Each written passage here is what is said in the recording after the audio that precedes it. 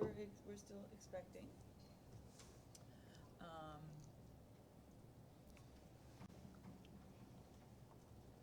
Scott and Edith. Oh, yes, of course. Oh, I didn't know. I wish I'd known that. That doesn't, then I would have asked them. Why didn't anybody tell me? No, Deb. Okay. Deborah? So we need to reprint the, letter with Scott's name on it. Or we'll just sign for him, because we were signing the, signatures of the people who weren't here. Oh. No. All right, folks, we're going to begin. Welcome to our October Transit Riders Council meeting. As usual, there is a lot to talk about, so let's begin. Can we have an approval of today's agenda? Thank you. The minutes. Any corrections? Andrew, I just want to add with the minutes, and I just want to say, because I say this every closer to the holiday season, I like to compliment how the minutes was really was typed up, and because I've been reading a lot of them and I can understand better on the minutes, so I do want to put a compliment on the record for the minutes, please. All right, thank you. Because it's not easy to do it, and I think they don't get a lot of credit. The minutes or the minute takers? Both. Oh. Both. So I'd like to add that as All right, we will definitely, your make- comment is on the record now. Yes, and I'd like to make a motion with the compliment of the minutes. Any objection to the approval and complimenting the minutes? Okay, Thank you. terrific. Does anybody need any of the documents? Yesterday's MTA board meeting was, if anybody watched it yet or was there, was a little bit explosive, with TWU workers testifying in opposition to Chairman Foy's recent controversial email to TWU local President Tony Utano, and calling for much-needed improved conditions and accommodations. While our councils do not get involved in union issues, this is a hot topic that we will be paying attention to, and it's really a terrible atmosphere to try to get anything accomplished at the moment. Hopefully they will, though. On a more positive note, on-time performance is continuing to improve under Andy Byford's strong leadership. He has an amazing team within the New York City Transit and has an amazing frontline staff who operate this vast system every day. Subway on-time performance is up nearly 20% to September 2018, and weekday major incidents decreased 29%, the lowest number since record-keeping began in 2015. And right now, it has ratcheted up to approximately 84% on time. I mean, people who know that I'm involved in all this have just come right up to me and said, I noticed the subways are better. I mean, it's now really obvious that you can feel it. They're coming on a more regular basis. Their dwell time is shorter. They're moving out of the stations more quickly, and that saved time is magnified by every station along the line. So it could result in more frequent service, actually. These remarkable improvements must continue, and they will, as, thank goodness, Andy has decided to stay with New York City Transit after submitting that letter of resignation, which was rescinded, which is good news for us all. Really good news. Under his leadership, Andy and his team have continued the crucial work of operational efficiencies, such as the Subway Action Plan and the Save Safe Seconds campaign. And I don't know if it's a result of his possible leaving or whatever, but the new signal modernization program, for which he brought Pete Tomlin here, will continue under his leadership, not Capital Construction. So I think that's really good news, and I think that's something he really wanted. These continued improvements are imperative as we get closer to the onset of congestion pricing. Both our below and above ground transit service must be reliable and attractive to get people out of their cars and onto the transit system. There's a real opportunity to improve bus service with the current bus redesign projects underway. Someone just moan? Yeah, Oh, okay. yeah. Okay. The BX7 took out 17 stops in northern Manhattan, none in the Bronx. Who took him out? Let's get to the report. We'll get to that. Yeah. We'll definitely get to that. I've spoken about it before. Obviously, no one remembers. Making buses faster and more reliable can more efficiently move the thousands of daily riders to their destinations within and across boroughs, including in and out of the congestion zone, where we expect fewer drivers will want to incur those charges. Two great success stories that should be expanded within this context are the M14 busway, and you've all heard about how much faster that trip is, and the bus lane camera enforcement, which started with the M15 on October 7th. Since implementation of the M14 busway on October 3rd, ridership has increased by 17% and travel times have decreased by as much as 30%, saving riders over 5 minutes between, it should be 3rd and 9th Avenue. I think that's where the zone is, not 3rd and 8th. Also, within the first 10-day period, the bus lane cameras on the M15s have captured over 1,500 bus lane violators for an average of 150 warnings. Unfortunately, while the fee gets ratcheted up from a warning to $50 to $150, there is no point yet at which your vehicle registration is in peril, and we hope that they will ratchet up the penalties for that. Yes? Can you use your mic? First of all, when do they put into that they start issuing the actual tickets, not the warnings? I think it's 30 days after your first infraction. No, after they start. No, wasn't there like a period where they weren't giving anybody 30 any days. tickets, and then they were going to just start issuing tickets, 30 no days, more 30 warnings? 30 days 30 since days. the date I just read, yeah. Since it started, so Yes. next month they will start getting tickets. Yes. Okay, my other question is on the 14th Street busway. I was at another meeting Can and. we just get through the minutes and then we can come back? Oh, okay, I just wanted, but something in the No. minutes. You want? Not the you want- minutes, it's a chair's report. This is a chair's report. Chair's report, that's Right, why. because You he want to has wait also till the had a end comment. on So something let's in the get through chair's the report? report. Hold that thought, let me get through this, and then Fine, bring it back. okay. Thank you. Okay. Within the first 10-day period, the bus lane cameras on the M15s have captured over 1,500 bus lane violators for an average of 150 warnings issued every day. That's, between taxis, for-hire services, trucks, you name it. That's all of those. If both dedicated busways and bus lane cameras are expanded throughout the city, riders would have a quicker and more reliable bus commute as an attractive alternative to paying the congestion charge. The service must be in place before the congestion pricing begins in 2021, which will take strong efforts by not only New York City Transit, but New York City DOT as well. Speaking of bus redesigns, the final plan for the Bronx bus redesign was released earlier this week, and the Brooklyn bus redesign is underway with open houses beginning next week. I believe we have something to hand out. Sheila has prepared the locations of the Brooklyn bus redesign open houses. The Bronx bus final plan proposes 2 new local routes, 1 new express route, increases in service frequency, including, believe it or not, 24-hour service on the BX29 to City Island. That's been a long time coming. Wow. New York City DOT Commissioner Polly Trottenberg had this to say: as part of this effort, DOT has identified 10 major Bronx corridors where we will install bus lanes or other bus priority treatments to reduce travel times and improve reliability for bus riders.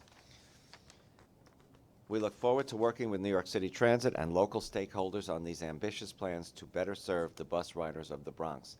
And lest anyone forget, the first place where there was a select bus and the first place there was transit signal priority was on the BX12 across Fordham Road and Pelham Parkway, and TSP really moves that bus through Fordham Road, and you know how busy Fordham Road is.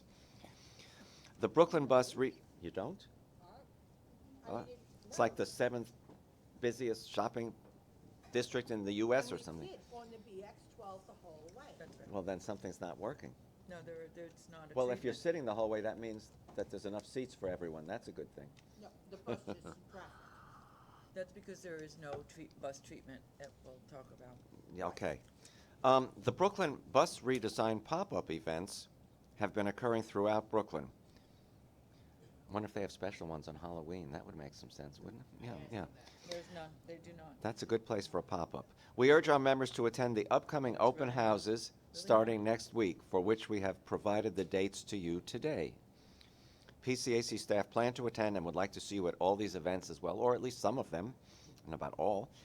Visit pcac.org or mta.info for the complete list of Brooklyn open house locations and times.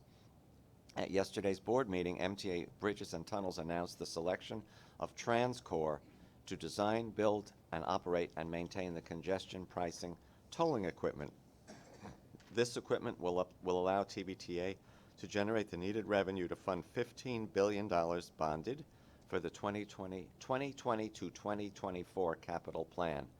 And if everything is installed on time and on schedule, as Andy would say, which we hope it will be, the fees should begin January of 2021.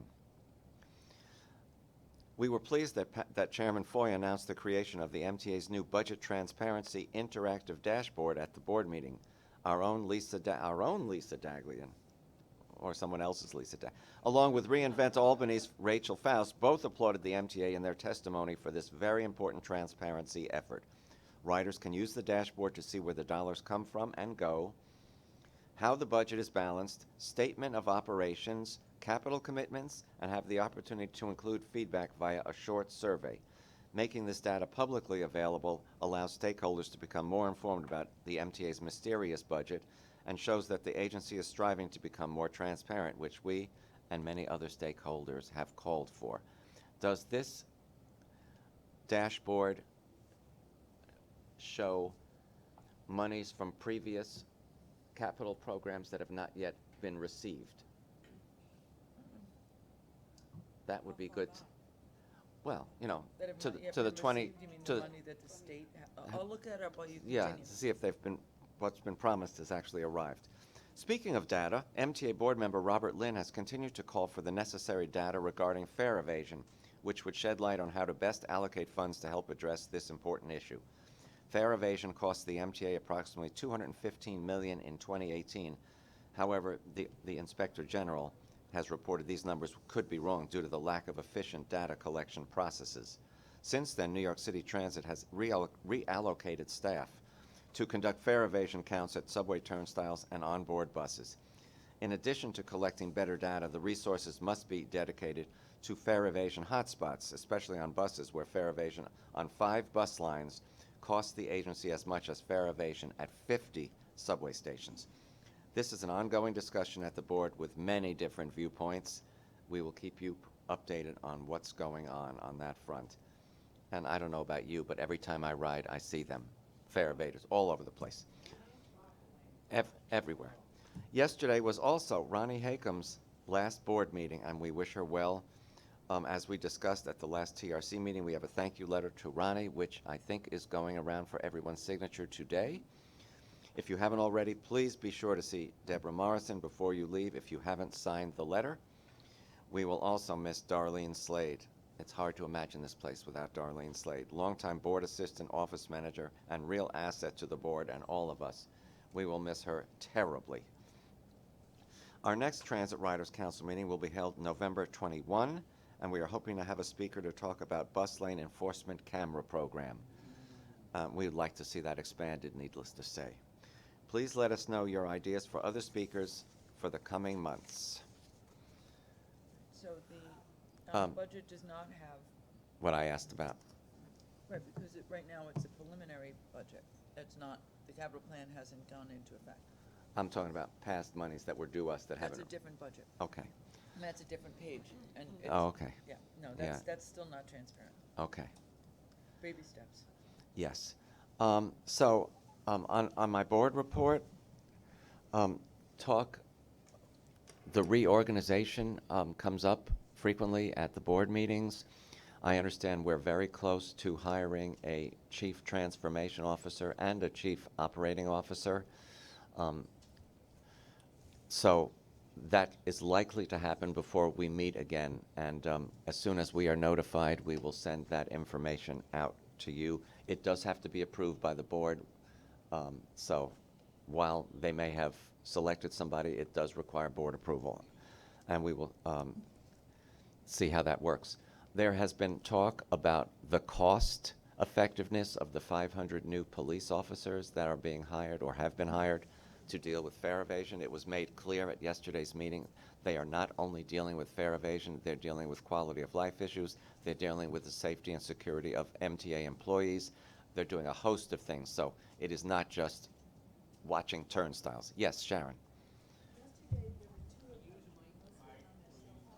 Mike, Yesterday at 59th and Lex, there were two of them, and they were down. Anyway, they were told, one was on her cell phone, and I said, you know, are you here for fare evasion? Because they were downstairs. And they said, no, they were watching the tunnel to see if, why do we need two police officers watching What station was this? 59th and Lex, the 60th Yes. Street So you end? have any station that is on either side of an under-river tunnel has what are called Omega booths. Yeah. And they have a police officer frequently They have in the booths. two police officers loitering outside it. And you asked them, and the response was, We're here to watch the tunnel. And I said, well, you know, does it take two people to watch the tunnel? That's all. Chief- Andrew, w- since you're taking questions? Yeah, tonight? let me just say one last thing. Lisa informs me that Chief Monahan, Owen Monahan, will be invited, yeah, we'll be invited. to the next meeting PCAC. of the full PCAC, and a lot of those kind of questions will be answered. Yes, Trudy? Okay, now, can I now ask, I now have 3 questions. Well, I wasn't done with my board report. I know, but, so, But that was a point in. Do you have a question on my board report, or it was on the chair's report? it doesn't, I have questions on everything you've been talking about. Okay, go ahead. If you want me to wait until the end, just be consistent. Go ahead. If you're having, okay, Ask. okay. The first thing is on the 14th Street busway, which everybody seems to, except for Arthur Schwartz. Right. And this came up, and a couple of his buddies, and this came up at a local club meeting. Anyway, where people said that they heard that it still wasn't a done deal and that he was now taking it He's to appealing, the yes. where is it now? In the Court of Appeals, in the I Appellate think so. Division, or what? I think so.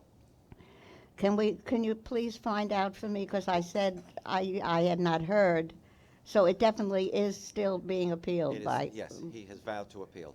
He, And it's in the next stage of, he's it's, appealed. okay, so that's question number 1. Number 2, as I told Lisa and Ellen, you were asked about speakers for future meetings, and Polly Trachtenberg, even though. What did I say? I'm sorry, Trachtenberg.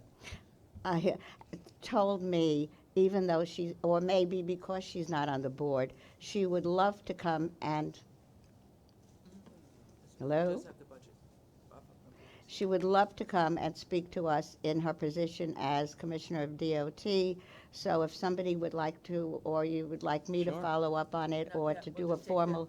Send us your ideas for speakers. Well, no, I'm just telling you right now that We'll certainly she said list her she as would one of the would very possible much speakers. like to speak when I ran Good to into know. her at the WTS meeting. Thank you. And, Jesus Christ, now I forgot the third matter. That's what happens when you're dealing with an old lady. And I can't, when I think of. Should I go on with my board report and finish that, and then we'll take everybody? Thank you. Okay, so, at yesterday's meeting, there was all set to be a vote approving Siemens and Thales on various issues relating to PTC and Train control. positive train control, and the retrofitting of the R179 and the upcoming R211 fleet with CBTC readers. Actually, the 211s will be done in the factory. The R179s are here. They would have to be retrofitted. They would only be out of service for, I was told, 20-some-odd days each as they were retrofitted. But apparently, the independent auditor that approves everything did not agree with Siemens' analysis of whether both Metro North and LIRR would meet the December 2020 federal deadline for installing positive train control. And so the votes on all matters relating to Siemens were tabled yesterday. So that not only affects, and it will be brought up next month for sure, but that will also affect the retrofitting of those 2 car classes with CBTC-ready equipment. So stay tuned on that particular item. You may have also heard that after a rain, and that's REIN, of falling debris under the number 7 line, there was once again a large bolt in the Queensboro Plaza area that fell. This really expensive netting is being installed under all elevated structures, and I mean, whether they've had debris falling or not, they're going to be, you know, from New Lots and Livonia Avenues all the way up to 241st and White Plains Road. They're going to be putting netting under all of the elevated structures. This is a massive undertaking. We are so fortunate that nobody has yet been killed, but this one went, you know, through somebody's windshield. It could easily have gone into somebody's scalp. Sunroof. Yeah, really scary. So you can't put that stuff in fast enough. Also, that particular structure had been inspected in under a week from when this incident took place. So how was this not discovered? We have to ask these questions, and we will be. The November financial plan, we might get a briefing of that. We have board briefings coming prior to the cycle of November meetings. I'm worried about the operating budget deficit is huge. I'm worried that a whole host of service initiatives are going to be coming to us. And somebody who will remain nameless said to me, you know, it's either running the service and having no car cleaners or a mix of the two. I mean, I don't know where we're going, but Lisa, I, and many others have advocated for a dedicated operating fund stream. If we're going to be putting untold numbers of people, thanks to congestion pricing, onto the system to a reduced system, that makes no sense at all. We need, actually, ridership has now gone up again, which is wonderful news. People are actually voting with their feet again, and With their Metro cards. with their Metro cards, yeah. Well, we hope with their Metro cards. Some of them are voting through the slam gate, but we really have to keep the service as is or better. You know, we're putting a fortune into rolling stock, new signals, new stations, and we're going to run less service. Doesn't make a lot of sense. So look for that to come up in the November financial plan. And finally, for those of you who are not conscious of it, this Sunday is the 115th anniversary of the New York subway.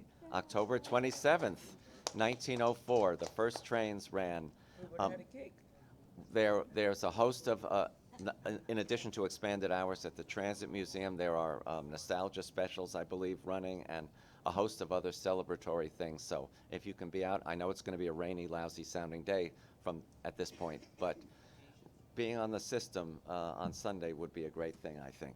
And that is it for me. That's it, like the highest ridership on its anniversary day. That's really wonderful. That would be cool. Edith. And then Chris. Oh, I'm sorry, Trudy, you remembered your thing? Actually, there's now a fourth, besides the nostalgia trains running everything, in almost every subway stations with those new wonderful electronic signs, billboards, whatever you want to call them, instead of the paper things, they are showing photographs of the old trains, Vintage trains. the opening day with all those men in top hats and big mustaches and everything, and just a lot of historical photographs. So even if you can't get down to the Transit Museum to see everything, they are in most stations, at least almost every station that I've been in, and I think we should thank the Transit Museum for doing this. And we should thank the people that made the out front advertising contract, which mandates that at least 25% of all the screens they put up are passenger-focused screens. Oh, really? Well, then we should, maybe we can put in a commendation or a That was a letter great from thing. us thanking who is the new company that? Much better contracts. I don't think that we're quite there yet, because not every station has the screens. So once every station has a screen, then I think it's appropriate to Oh. thank them for doing the I guess entire I have system. been, I've been in every station, I've been in A all lot of over the them do, place. but and- not all. Okay, I just think it, Yeah, they do. I thought they have a goal by the end of the year, or Okay, somewhere what- close to what- by the end of the year. Okay. well, Edith, you then have a maybe we question? know should where they write are on something that. saying we hope they, whatever.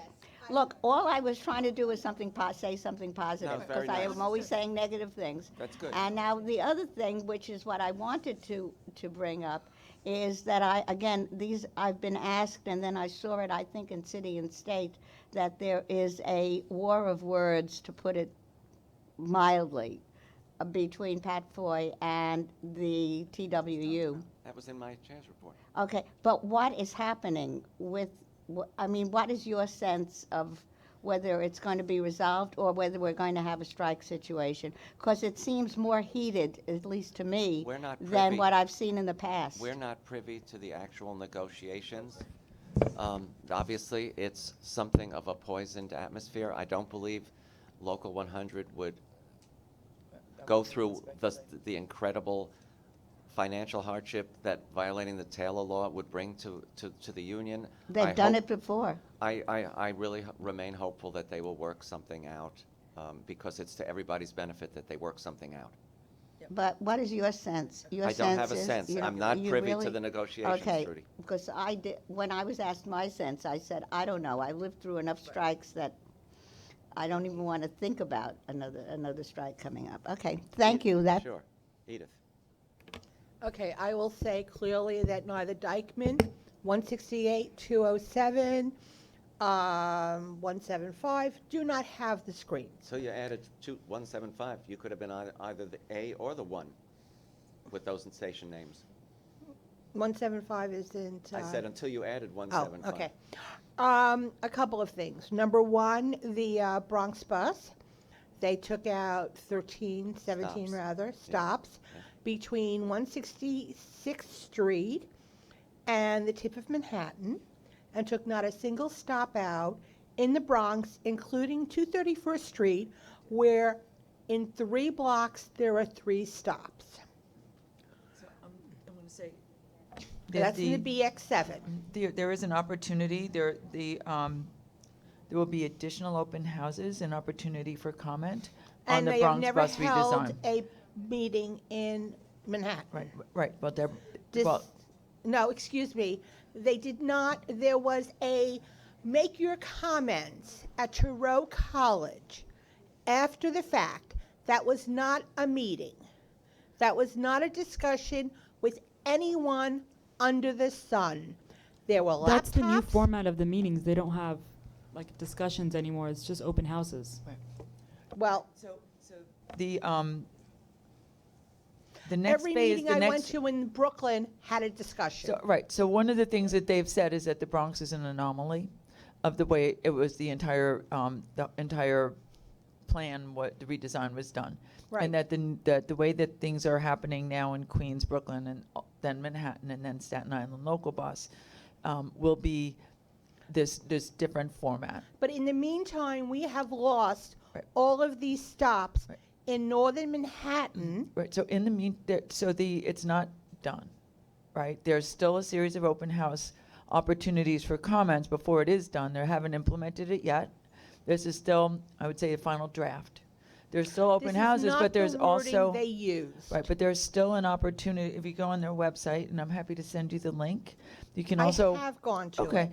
and also provide your comments 99% online. of the world, and I have gone through every single stop in Manhattan Mm-hmm. that was being touched.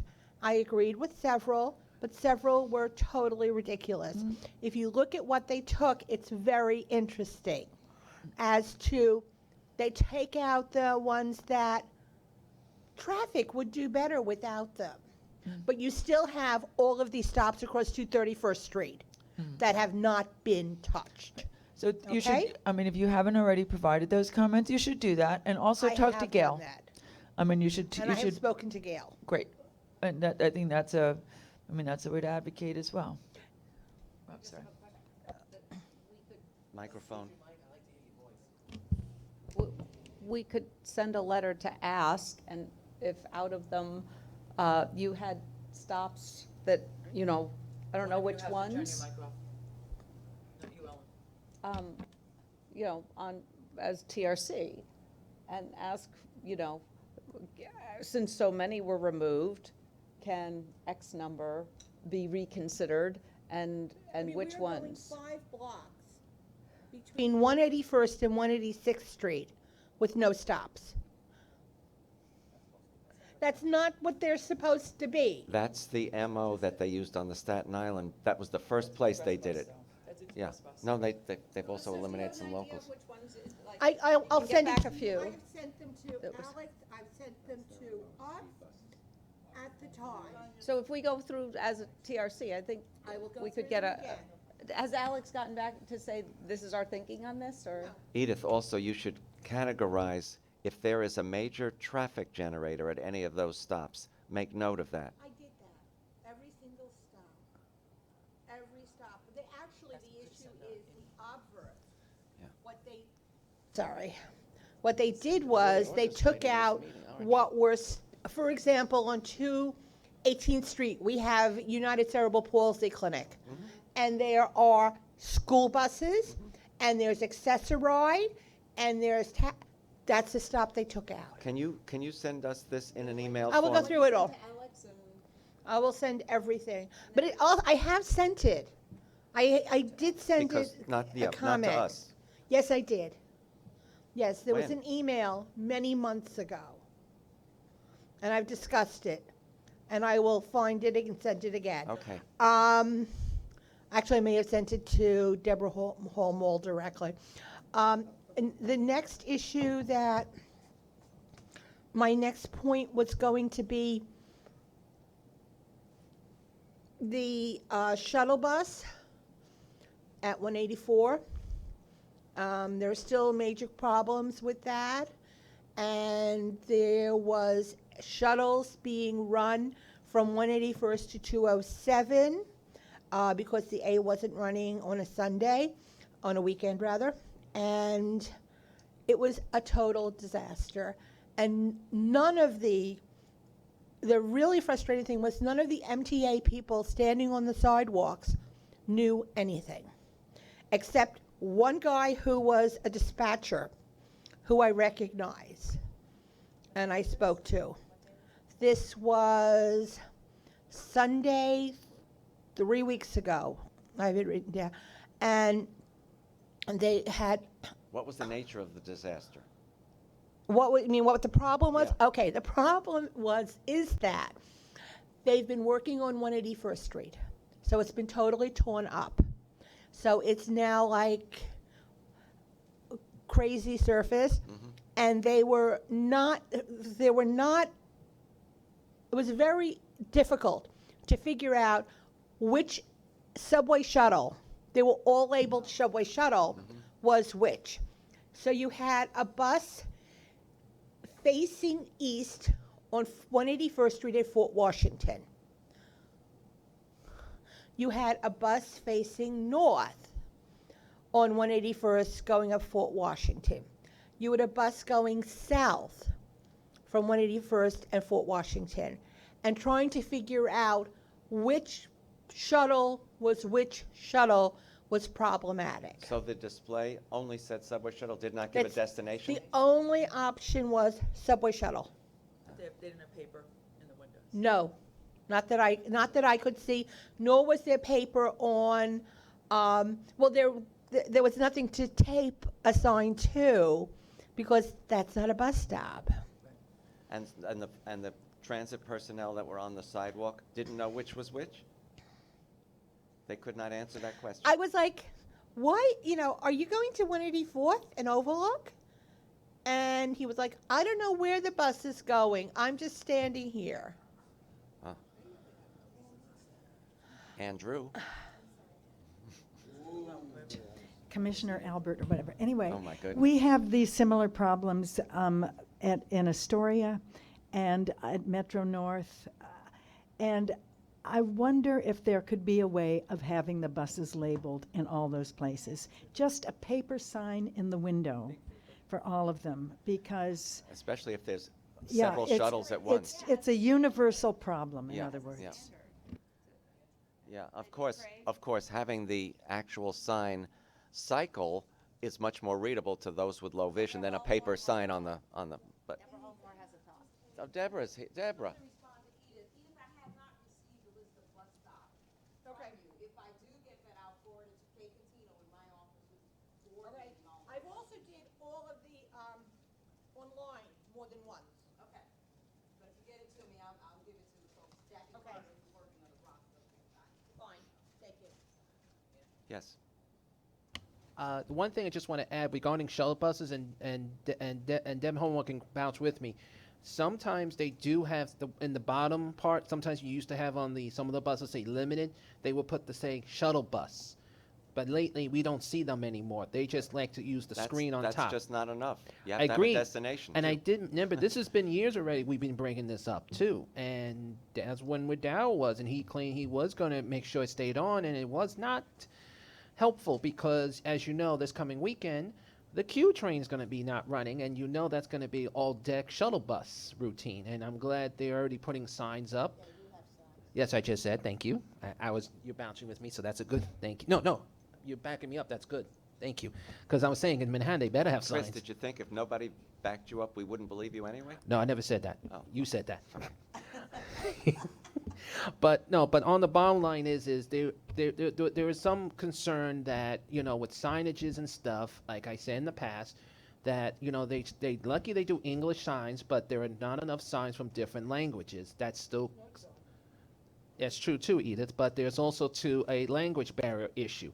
There is sometimes you may see, like Canal Street, you'll have the Mandarin and Cantonese or Chinese, but when you're down on the Brighton line, you don't see other languages because we do have a whole different language line barrier.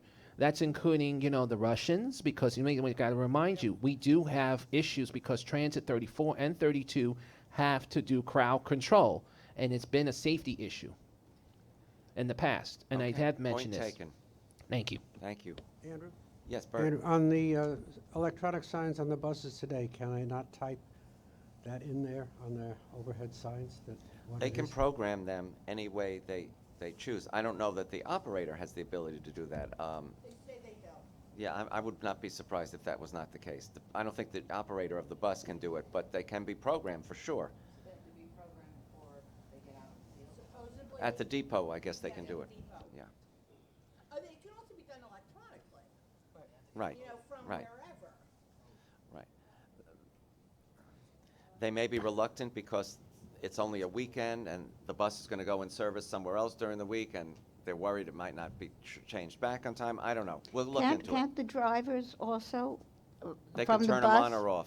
just on and off? They can't Well, change any they can of the- change the direction because I've notified any number of destination? drivers they have the wrong destination. Yeah, and then they fix it usually. Yes. The only control the driver has is the police emergency, supposedly, and No. the out of service, and pre-programmed, destinations if they go short. All right, I think we've beat this one to death. Let's move on. Let's do Finally. old business. Chris. Two things in old business, just because in case this has been brought up before, and last month, I have checked also because I live on the B and the Q line, and I have seen that yes, the B does end early, and there has been an increasement signages, because they have, since the fast track is going in effect on the Broadway line, they have, instead of the B, some of the Bs do end early, but then you have the Q train runs on the 6th Avenue with the R train. There has been announcements at some of the stations, and there's been enough signages telling you, with the fast track. But the only problem is they're getting a little too close to short notice when they're going to do the fast track. Like, the day comes Monday, then they put the signs up. I don't see the signs sometimes getting ready like Friday or on a weekend. Maybe I can understand some weekends there's a lot of confusion with geos. But the bottom line is yes, the trains do end early because there has been a lot of track work and a lot of work trains that go up through the 4th Avenue corridor north. I'm not saying it's a complaint, but the answer to find, I has been checking up, and I have seen a lot of work trains, and it has eased it down. But the only issue we have seen with the work trains is they've been breaking down a lot. So So that's definitely, that was something that was addressed at the board, as well, about the work trains. So with the signs, all right, so I'm of two minds of this. Yes, you can see both of them. But the MTA does post and send out the outages for the coming week, electronically. People don't look at the dates. They look at the sign. So if you put up a sign on the weekend that says something's going to start Monday, they think it's happening that weekend. So that's why Absolutely. they don't put the signs up that far in advance. And I've seen that happen in my stations. I've seen that happen in all of the stations, right? So it's like, what do? You want to give people enough notice. At the same time, you don't want to have them not take the train because it is there when they think it isn't. And as I just said a second ago, it does give confusion. That's one thing I just said a second ago. To their defense, Yes. the signage that has the hours that the B is ending early actually gives it by station, which is a big help, an approximate time at the station that you're in. And when the time the Yankees were playing, they don't call them B trains; they're called specials. Yeah. So that's the one thing is because remember they really, my About that for a while. yeah, and I actually well your 7 is the Super 7. Not today. No Super 7 now unless the baseball or tennis is playing. So it's only in Mets season. Woohoo! Okay. Yes. And then This is what I was going to speak to you about, but this is both old business and new business. It's old business because it has to do with bus service and people with disabilities. It's new business because I got it in the form of a forwarded to me of a letter that Gail Brewer sent to Andy Byford, that she was CC'd from a constituent, that it actually went to Linda Rosenthal. And Andrew, this is especially your neck of the woods because it has to do with service on the M11, though the woman writes about the 104, the 11, the 7, Judy, the 5. the office got a copy of the Oh, letter you got a as copy well. of it also? Right. Okay. One of So the- will one you of be the- handling it? So or? one of the, I guess, tenets that I've always lived by is not to respond if it's a CC.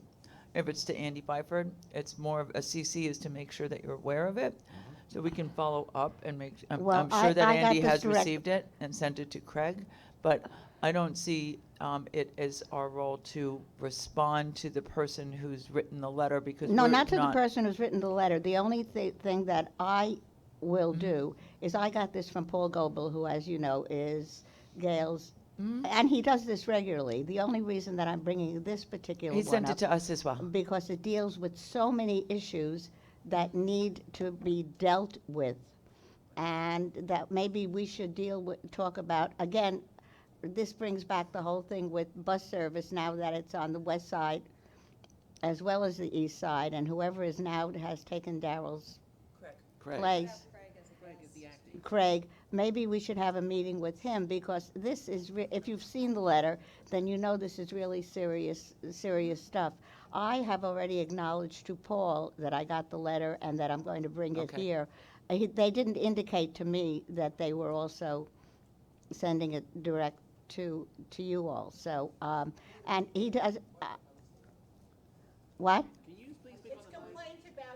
Said point of information, what is a letter? Well, this was written by a woman with disabilities who says that besides there not being enough wheelchair and walker spaces on the buses, that the service is so bad on the M11, and it details her problems with it. Also, that there are so many things that we've brought up here. Out of service, next bus please, and then the schedule is totally thrown amok because there are so many people waiting for the buses to load them and unload them. It's really everything, so many things that we have talked about, all in one letter, and dealing with all the buses that run up and down the west side. To me, it was an eye-opener because I thought we I just get had those these. kind of complaints all the time, Trudy. Yeah, no, but now, just so you understand, Gail, or through Paul, now wants to do something about this or have us do something about it. That's why they all of a sudden started sending these complaint letters to me. Well- And usually I can just deal with it and saying, we've looking into bus service or whatever. But because this one was so sort of, We got this it. woman who wrote the letter was a compendium of so many different problems and also dealing with people with disabilities. We'll as review Chris the and letter Edith and always- see what we should do. Andy has it. Yeah, Andy has it. No, it was sent But I'll speak to from, Craig it was about sent it. from Gail to Andy. Yeah, That's, but he'll delegate it to Craig, and I'll speak to Craig. yeah, but I'm asking again, and if you want me to make this a formal request, I think sooner rather than later, because I'm not even going to bring up what's happening still on the east side, but We will do it. can we request a meeting? That you asked for suggestions for other meetings, can we suggest? Speakers. And I think it may be not just for people who are interested, but have him come so we can all meet him and then talk about bus As a service. speaker in a TRC meeting. Yeah, Yeah. so Yeah. that's, Put him on the list. He's on the list. so I now have two suggestions, okay? Okay. Edith? Use your mic, please. Despite having a dispatcher at 168th Street frequently, the problem of buses laying over and just sitting there has increased. One day last week, there were 2 number 3s sitting over. This is not a particularly long block. There was a 3 that came in out of service and was sitting at the south end of the bus stop. Then a BX7 came in the second lane. Then a M100 came in. And it was sort of funny in a way because the driver of the 7, who was out there in the middle of the street, is yelling, and she's going to make a complaint.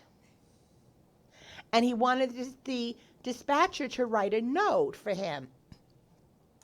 I thought it was sort of novel that they know we're going to make complaints. But I do question why a multiplicity of buses, of one of the 3 buses that stop there, are laying over in a bus stop. This is a problem we run into in many bus stops. It's a systemic problem. 207 southbound, the 20 sits there. The express bus sits there. The 7 can't get in. And what does it do? It's out in the street. It's out in the middle of the street. Yeah. You know, and I mean, and all day you have the problem with express buses for the Bronx and wherever So, sitting in bus stops up and down Madison and Fifth Avenue. I have a question in this. Yeah. Ellen? Is there any chance that with congestion pricing, there's an opportunity to get actual bus space for the buses when they need to lay over, given everything's getting rejiggered anyway? I know that, typically it's really hard to take away parking spots, but like I always say, the 79th backs cars up onto the West Side Highway, and it's super dangerous because you're sitting in that lane and thinking maybe because of congestion pricing, the buses can get more side street area, parking stuff. Actually- Just so you know, the same situation happens on 79, with the 79, M79 on the east side, where it swings around to 80th Street and then backs up on a very narrow 80th Street. So it's the same thing, which I will say again, that is a reason all of these questions and so many more. And I'm sure that everybody sitting around this table right now and our guests all have bus stories to tell. And that's why I think it is so important to get Craig in here as soon as possible. Because yeah, but he, since Actually, he's running the buses, there's another school of thought which says that all of the spaces you think that are going to be available for buses are going to be for people who might have driven to Midtown but are going to look for parking spaces to take transit. Right, but that's certainly.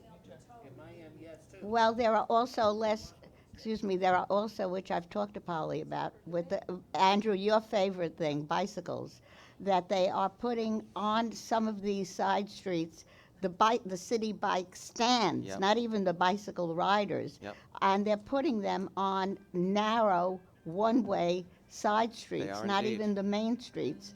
And so again, I will say that it is so important to discuss all of these things with the people who can actually We maybe will, make we will do change. that.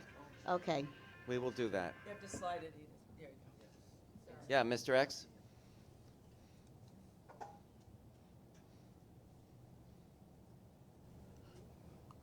Old business. As I stated before, it's been 18 years, over 18 years since I was stranded in Brooklyn, Greenpoint section. I froze my ass off at a former bus stop. When the hell am I getting compensation and apology for that incident? You tell me. Do I have to wait until Craig arrives before I can finally get the apology and the compensation I so proudly deserve? The people who were in power or in office when that happened to you are no longer around. That's Okay, the problem. that doesn't explain why I still can't get an apology and compensation. I still froze my ass off like a penguin at that former bus stop. And you telling me, I remember. and you're saying go to hell to me. That's what you're saying? Not at all. That's what. Not at all what I'm No, so far, that's what has been said to me. So far, no Not one's by me. apologized to me. Nobody's compensating for my loss. Okay, and I seen a member at two of those bus phones you held. A former cop made a smart ass remark to me. Does interrupt me while I was speaking. Who made a comment? Are you serious, Andy? Yeah, I don't remember. who you- Walter Smith Walter Smith. interrupted me at two of those bus phones you held. Just made a smart ass remark to me, which I didn't appreciate. Don't remember that, but I'll take your word for it. Okay, but I hope Craig can help me because I feel Craig will answer a lot of questions. Well, I feel that someone owes me an apology and compensation. Like I said, it happened over 18 years ago. There's no excuse for that. I don't care who was in office then or who's in office now. The incident still occurred. You're I talking want about both. the incident in Greenpoint, yes? Yes, Yes. that's where it happened. Brooklyn, Greenpoint. Manhattan I still want an apology and compensation for my loss. Just because it happened over 18 years doesn't mean I shouldn't get that. Just because We're only a messenger.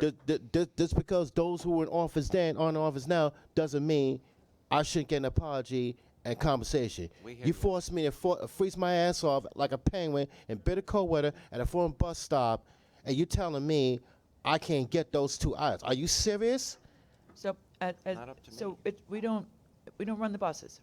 And I would say that probably everybody in this room has been in a situation where they would be likewise compensated, but I do not believe that that happens at all, so I would not hold my expectations that high. Well, someone needs to get off his or her ass and do the right thing like Spike Lee. It's that simple. It's a reference to do the right thing. Okay. Yes. Hi, I'm Eric Wallman, a member of the public. I'd like to ask that at future meetings, when handouts are distributed to the board and the council, that they're also distributed to the members of the public attending. Because if I don't have the documents, I can't effectively or properly understand what the issues are being discussed. And unless there's a reason that these are so sensitive or top secret, No. we all believe in I thought they were handed transparency. out. And the only thing I get is the agenda. You mean email? I get the email agenda, but I don't get the handouts that are given here the day of the meeting. I did offer that today. I asked if anybody wanted them. I thought you were just offering the agenda. Oh, no. Oh, Anyways, that's my question. So the answer seems to be, you will give them out. Absolutely. Thank you. Absolutely. Just for the record, you did say, does anyone need it? Because the only thing I think we just need to make it clear, because some people don't pay attention, maybe you should say in the mic before we start the meeting. just to make sure people pay attention, but you did say it for the record. Yeah, Mr. X? New business. Patrick Foy, if Patrick Foy has unfinished business with TW Local 100, that's no secret. But he also has unfinished business with me based on what he did yesterday. I still remember two of those members cursed him out. He didn't turn off the microphone when they spoke. And when I spoke, he turned it off on me. Then we got that idiot who got up in my face, who I complained to you about earlier this year. It appears nothing has changed. Within the MTA, which stands for money thrown away, it's time for that idiot to go. He should have been dismissed years ago. It's time already. If Patricia I know. doesn't want to hear what I have to say, then he shouldn't be here. Then he could do what I instructed Thomasina to do, which is stay home and be a housewife, just wear apron and a dress. Okay, First of all, I don't like your sexist comments, okay? That's totally inappropriate. If you have things to say about individual people, there's nothing wrong with being a housewife, okay? Period. That's not a sexist comment. Oh, sure is. so, Mr. X, just so you know, and you don't do it again in the future, I know for a fact that the public session at MTA board does not allow somebody to denigrate somebody else, and your comments about departing Ronnie Hakam were why those people came over to you. It's that simple. They don't come over to you for anything else. What I said was, I stated what she did as the MTA executive director. That's what I did. Okay, I stated she held a public hearing on primary election day 2017, a day people campaign, vote, and work the polls. Okay, and no show, which is outrageous. I stated she held 5 town hall meetings with Andy Byford. At the first town hall meeting, we could get on the microphone. The next 4, we couldn't do that. First, she changed the wording from town hall meeting to community conversation. Second, she changed the format. She decided we should no longer get on the microphone. We should fill out the index card If like you we're had said still it in just elementary, like that, there like we're would still not in have been a elementary school. That's what I did yesterday. Yeah, but you also used some language that was denigrating to Ronnie, and that's why No, you it wasn't no denigrating of Ronnie. I built her and Polly Trump as the fabulous Moolah May Yard. Not to mention Beavers and Butthead. So what's so degrading about that? Are you serious? I don't make the rules, Mr. X. That's not what I said, but I'm saying that if that's all I did, then what was the problem? Okay, I still remember 2 TW Local 100 representatives curse Patrick out, which is worse than what I did. I didn't see the MTA police want to go after them. So that creates a double standard. We hear you. Yes. Can you use your microphone? I speak. I have a couple of new business. You mentioned something earlier about the 115th anniversary for Sunday.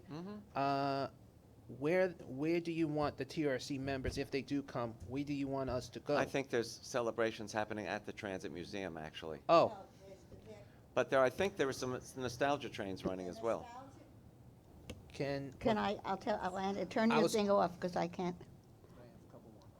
Oh. Okay, yours is off now. In answer to the nostalgia trains, they're going to be running, which some of us resent, on the west side, on the 1, 2, and 3, up and down in Manhattan. I don't know, and through to Brooklyn, at least through to the Transit Museum, and nothing on the east side. So. And Just that so would you actually know. be a good trick to run through the west side on the 1, 2, and 3 and end up at the Transit Museum. That would be a Well, very then, neat I trick. don't know, well, it's going to, where does the 1, 2, and 3 end up in Brooklyn, wherever it is? Borough Hall, I guess. is the Borough Hall, closest, yeah. okay, I'm sorry, not at the Transit Museum. Within walking distance of nothing ends up at the Transit Museum, actually, but it ends up near, The G train excuse could me, if it wanted to, but. but the G train doesn't run a lot, never mind. Never mind. It runs on the 1, 2, and 3, the nostalgia trains, and there will be all-day celebrations at the Transit Museum. Yes. In addition, where you don't have to take the 1, 2, or 3, you can take any train you want Any to get to train. the Transit Museum. Even to Hoyt Okay, Stromer does that yes. make it clearer? That's fine. And Thank you. also getting into the other new business. Yes. And I'm glad, Lisa, you are bringing the police to PCAC because, We're making the invitation. yes, and I said at this moment, praying, because the issue is still coming up is the homeless levels, and, or forget about homeless, but people asking, oh, can I use your car to get on the train? It's still increasing in Jamaica, Queens, as well as all the parts in Brooklyn stations. It is getting to be a little more unsafe just to get on or off the train. When they see me, I look at them like, don't even ask me, because I'm going to tell you right now, I will say fare invasion loud and clear.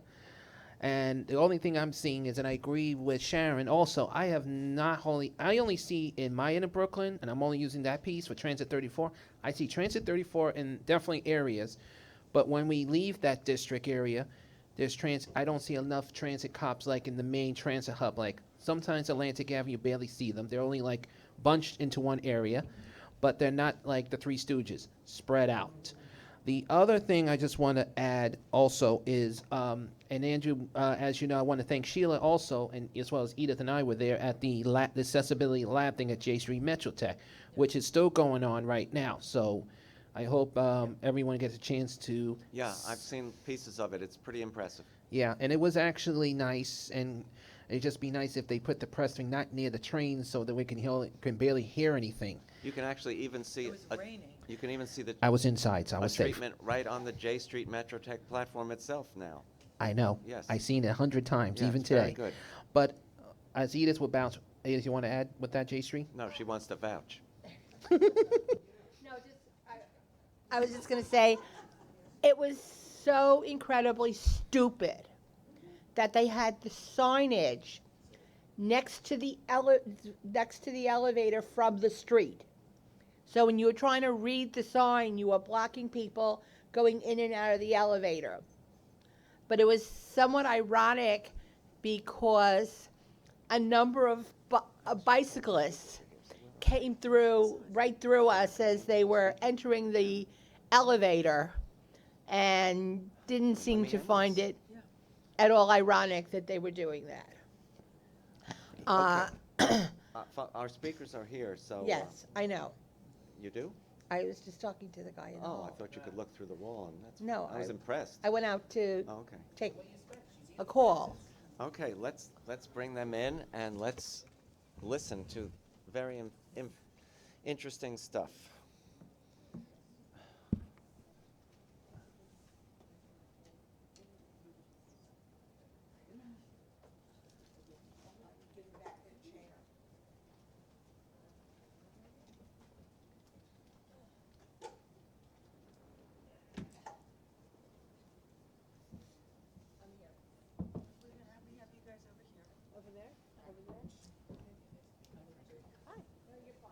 How are you? How you doing?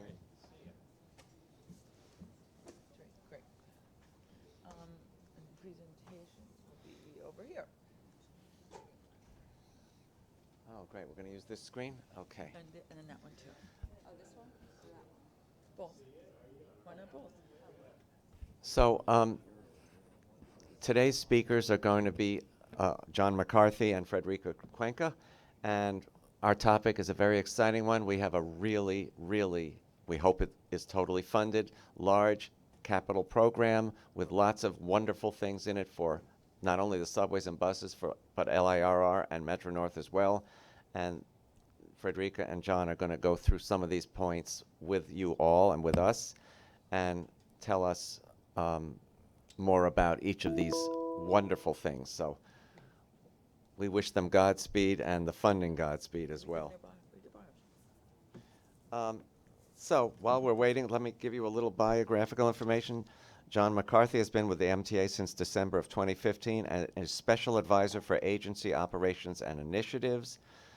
Prior to being at MTA, Mr. McCarthy has had an array of noteworthy positions, including Deputy Commissioner on the NYPD, Senior Advisor for Public Safety and Deputy Press Secretary for the Mayor's Office, Director of Public Affairs for the Port Authority, and from 2003 to 2004 was here at MTA as Deputy Press Secretary, among many other positions. Wow, that's impressive stuff. Wow.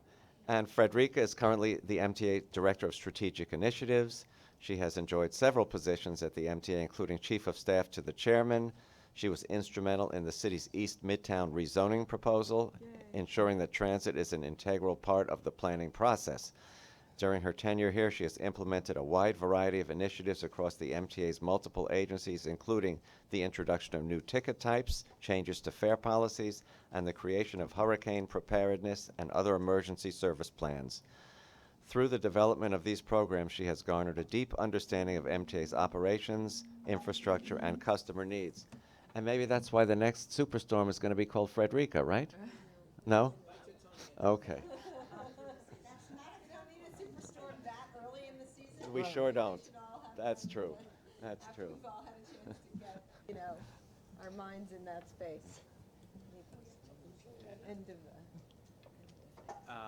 So thanks very much, Andrew, and thanks for having us here. I recognize so many faces.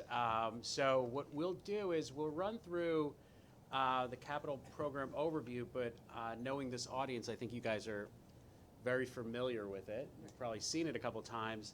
But before I start, I think not only have you seen it, you guys are very much responsible for its size, I think, and what it'll be able to accomplish because of the advocacy you and others have done over the years. We've said it before, and you've heard the chairman say it, and Andrew, you've said it, and others. But if not for the advocacy community pushing forward with congestion pricing and the revenue that we'll be able to get from that dedicated to capital plan, we would be here to talk about what we can't do rather than what we can do. So, there's a lot to talk about, and that's great news. So, how do I start this here?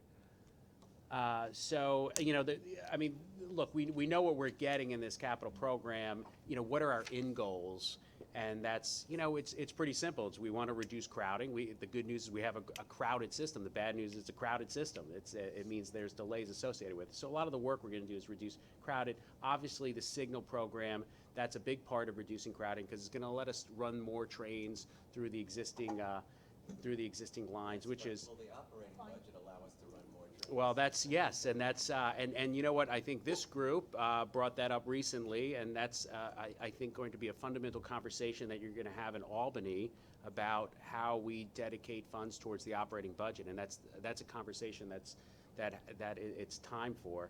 Accessibility. I think again, that's a topic that was brought to it was really brought to the forefront by advocates who were in this room, the expanded version of this room monthly, and I think that penetrated the minds and hearts of folks in Albany and in this building.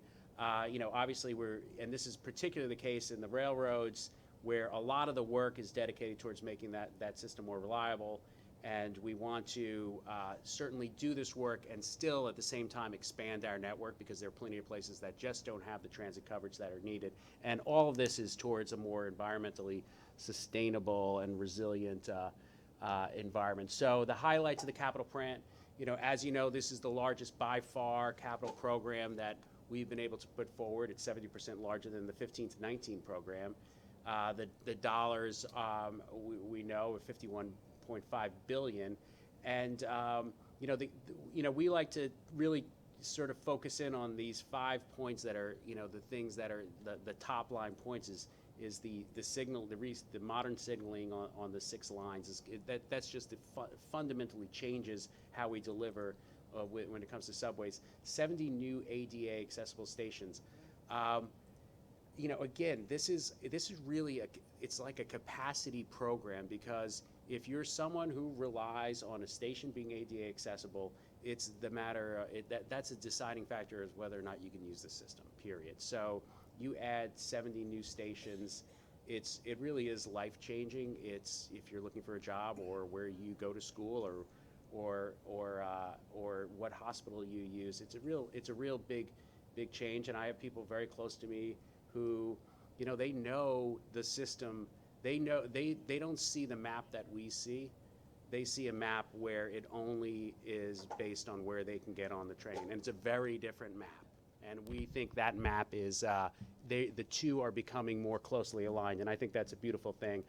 New subway cars, as Andrew said, you have to have the cars to operate on this system, so we're bringing in a lot of new cars. And then, as I mentioned before, just continuing with capacity projects that will expand this, and the ones that we have here, the key ones are Second Avenue Subway Phase 2.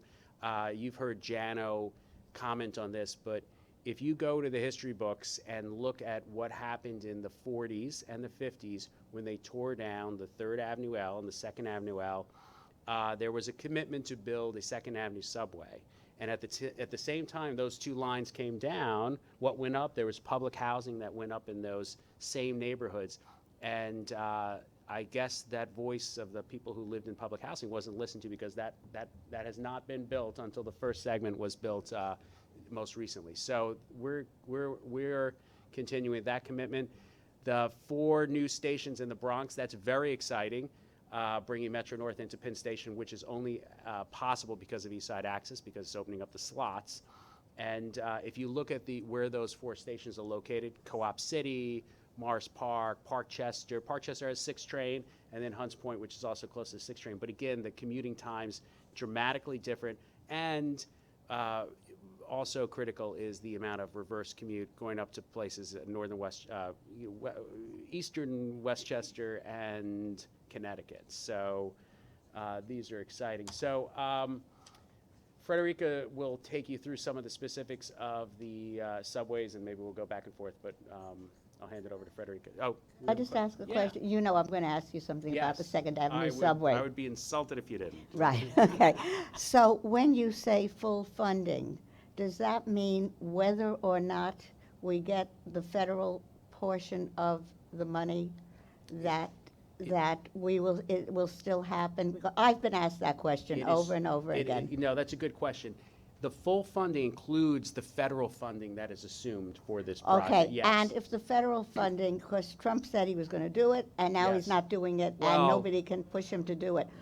I mean, all of our electeds in Washington are trying. They are, So if we don't get the federal money, what will then happen?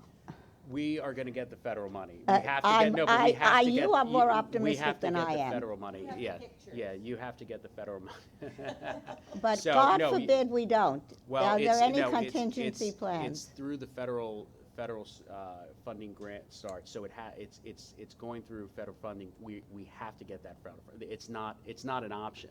It's the price tag is too high, and the good news is that what we've heard back from the FDA is promising. They were up here for APTA, right? The No, conference I was know. in town. We took a tour, and you know that we've had those conversations with the Trump administration, and obviously, Congresswoman Maloney and Esbiot are fighting hard, and so is the senator. So it's a big project, but what we have been very clear about is the benefit that comes from the dollars spent here in New York. It's an enormous difference compared to some of the projects that are being built elsewhere in the United States, where the price tag is less, but the day one ridership. I mean, we saw it already with Phase 1. It's an incredible return on investment. So we're bullish. Okay. Well, I think whatever any of us can do to help you in this, as you know already, Yes. We're there to try to make this happen. Okay. Thank you. Yes. Okay. Frederica. Okay, so we'll just go through some of the, why? Okay.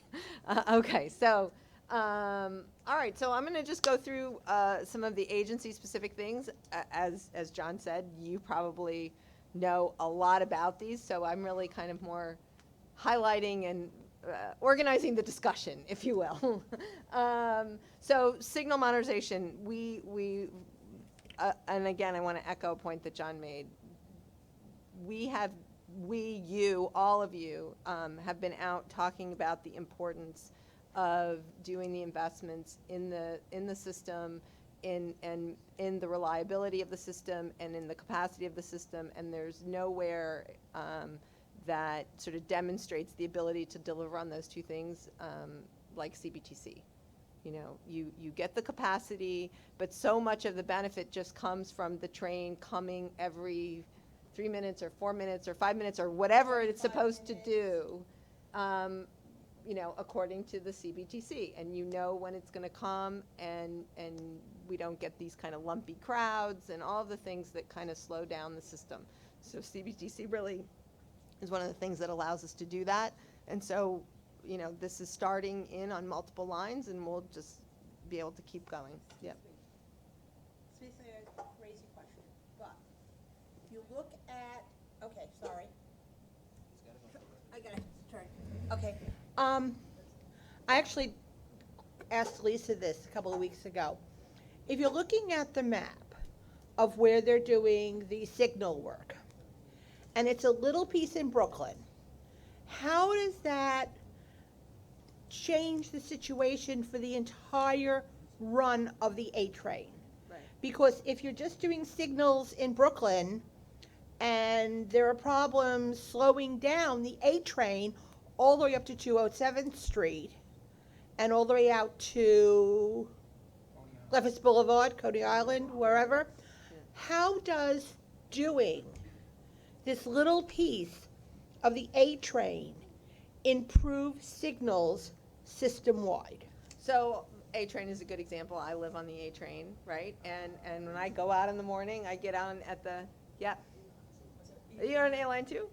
And the E. Well, so yes, you're right. There, it's quite, you know, I live at the, but hold on. So if you remember, right, I mean, yes, of course, the L and the 7 are the, you know, poster children for the benefits that you can get when we get the whole thing done, right? But having the ability to get through a particular segment is going to benefit the whole line. Of course, it's not as beneficial for the, you know, for the rest of the line as it is for when you're in that line segment. But the fact is the train has to get through there and all the way up and come back. And during that portion of the line, you are going to have much better control of what's going on and much better throughput and much better information. And you are starting the building blocks of getting the benefits to the whole line. So, you know, there are times when I look at my train and the disruption is farther down, but the ability, the fact that that didn't occur, or the ability to recover faster, is going to improve my part of the journey, because the train has to get to me. Because also the amount that was being done in Signal, every time there's an announcement, it's a smaller and smaller portion. At one point, it was going to be done to 125th. The next announcement was going to And you're just 59th focusing Street. And now it's this little tiny piece in Brooklyn. So I can't speak to the actual, you know, the sequencing of the CBTC program. So we can, you know, get Yeah. into that in more detail. Let's but it's try a to get balance through of- the presentation. I should, however, say that when I asked this question at the board in the terms of the Queens Boulevard line and how they were ending it at both 47th, 50th, or 50th and 8th, and if you've got better throughput through there, what happens to those trains when they arrive at the standard signalizing? I was told you could run additional trains within certain segments and short-turn them if Right. necessary, but the fact is it probably would help the entire line. However, one bright spot in all of this, and something that might make it much more cheap and quick, is if ultra-wideband turns out to be feasible, and then you could do this really fast all over the place, much quicker time frame and all of that. But having said all this, we would love you to continue. Okay, all right. So along with I'm the sorry, signal- and let's just, everybody write down your questions, and we'll ask them at the end. Along with the signals, you need new subway cars to run on the new signal system, so those things are closely aligned. But all of us who have, you know, lived in New York for a long time, you know, the new cars, the reliability that comes with a new car. I mean, even an old car now is so much better than an old car 30 years ago, but still, you know, we've had great success in keeping on top of that with the state of good repair, normal replacement cycle for our cars, and of course we want to keep going with that because it just keeps the whole system moving. Similarly with track, we're in a good place with that, but you got to keep on top of it. You've got to keep your track investment going, and selected, you know, better methods, better, more reliable, longer lasting technology with the continuous welded rail. Station accessibility, John has spoken quite eloquently about that. I can only add, you know, there's add to the tremendous interest and I think support for this with the city council, thinking about how do we support kind of making accessibility in our built environment. And, you know, we know that the rest of the city is going to continue to grow, so how do we anticipate and how do we think about those things together? It's a great thing. Station improvements, you can't stop investing in the rest of the system. I think there's a big investment here in our existing elevators and escalators, which are now ready for a normal replacement. And again, you want to get those going and stay on top of what you have. And addressing components all over the place in a wide variety of stations. But we are, and we'll talk a little bit more about this later, you know, really looking at how do you take advantage of other work that's going on to address a lot of these many components of a station, you know, that might need to be addressed, 2 or 3, 4 components in a particular area. You know, how do we get these done quickly and efficiently? And then second, I mean, we talked about that. Buses are an incredibly important part of our system, and it's great with all the news coming out on the 14th Street busway. People are really realizing what the bus can do if it's, you know, if it's allowed to do it.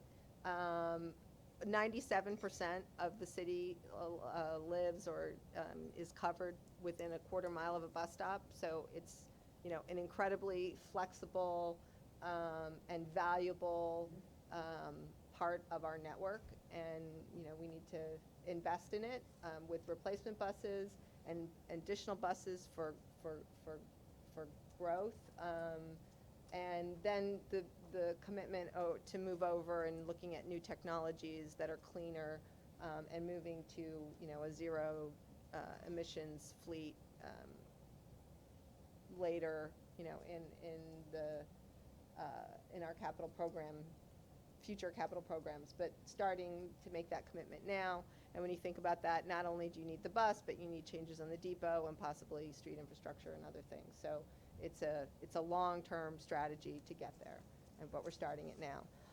On Long Island Railroad, you know, they've had a significant increase in ridership, 24%. I can't remember what the time frame is, maybe the last 20 years.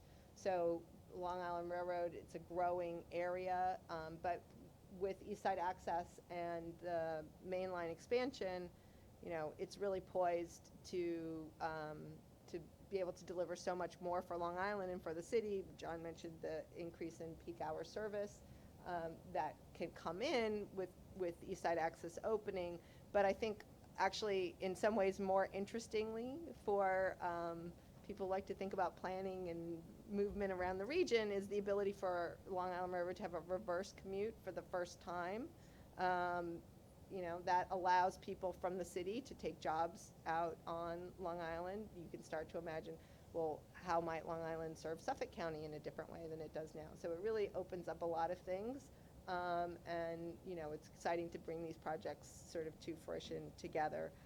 Signals that need upgrading, you know, these are the basic things that make the railroad run well, and Long Island is committed to them. Also with the ADA access in a number of their stations. Frederick, I'll just jump in here. One of the things that I think you'll see more and more of with the Long Island Railroad, and you're already seeing it, you know, with Metro North over the last decade or more, is the city, inside of New York City, use of these railroads. I think if you look at the stations like Hollis and Queens Village and Laurelton, they probably don't have the ridership that is the potential that exists. And Hollis doesn't have the platform. They have the short platforms, and the other. So I think we're going to do some ADA in those areas. We're going to extend the platforms, and if you have robust service at those stations, I think you're going to see more and more like that's a huge growth area for the rail.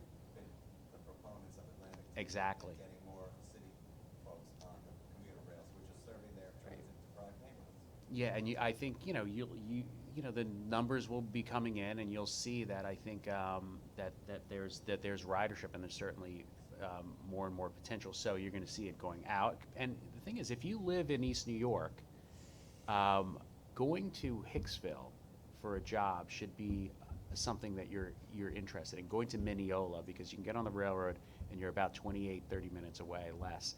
in going into the city. So you really, when I was in the city, working in city government, there was an interest in when people were looking for job opportunities in those areas. They said, why don't we look to Long Island? You're closer to Long Island. And sure enough, they took one look at the schedule, which is, of course, the existing schedule, which is pre-East Side Access, pre-Third Track. Oh, there's no trains run. There's one train every 2 hours. And that's not going to cut it. You know, you can't have a job. You can't be a nurse at NYU Winthrop and live in the city. So, but you will in 2022. So. But at the same time, you need to look at the local bus system. Oh, yeah. I mean, come on. Yeah. Scat, you know, et there's cetera. there's a lot to be desired, but you know that's something. No Sunday service. Yeah, but I'll tell you this much, and we did a lot of work on the Third Track project, and you know there was a lot of pushback, as you guys know. But what we've noticed is, I think there's a changing environment. People want to live closer to stations. They see that people who have children, they see their children are not coming back to Long Island if it doesn't have what they want, which is an apartment near transit. They don't want to own 2 cars. They don't want to own 1 car. So I think they're going to demand that bus. They're going to demand that eventually. You know, it's a changing demographic, which is good, and that demographic is more pro mass transit. So, which is, you know, yes. Yeah, we can. We'll come. So do you? We can. I'll come back. Okay. Yes. Write it down. So you want to. I wrote it down. All right. So we'll. Okay, so on Metro North also, We'll do this you know, quickly. Metro North has been, you know, blessed with a growing, you know, reverse ridership, but of course the main event is still the trips into the city, and you know they are one of the big challenges that they are going to start tackling is the refurbishment of the train shed. And the Park Avenue Tunnel and Viaduct. It's a huge project, as you see, almost $1 billion, and it's, you know, it's a structure that 84% of their ridership uses. That, you know, and it's a beautiful marvel of you know 100-year-old engineering, and you know we need to take care of it, and so that's going to be a big focus of their program. But again, the basics of the rolling stock and station rehabilitations, and ADA work where they can do it. And then looking sort of to the future in terms of the Harlem line, starting some of the initial work that will allow for more Harlem line capacity improvements and west of Hudson improvements that people have been talking about for a while to provide a little bit more flexibility on that line. And then Penn Station access, which we talked about. You know, Penn Station access, not only does it provide this new way of moving around, but actually can start to free up a little bit of room in Grand Central and allow for some of that other capacity. So it also has a capacity expansion, you know, promise for some other parts of the railroad as well. So And it's an just show important you that investment. this project is very real. In today's New York Post is the ad for a request for qualifications for design build firms to do that job. So this is happening. It's moving forward. Okay, and bridges and tunnels, it All has- business. Yeah, all business. I mean, they're, you know, we announced a recent milestone with the CBD tolling, so that's really exciting to get that started moving and the infrastructure in place. Obviously, that money is extremely important for this capital program, so it's good that we're doing our part in moving that whole thing forward. And then, you know, bridges and tunnels always is keeping its infrastructure in a, you know, great state of good repair, but I would say they're also doing some really innovative things when they look at the state of good repair and having to work on an asset. Well, what can we do to actually make this safer and better and relieve choke points? And the Verrazano Bridge project is kind of a great example of that.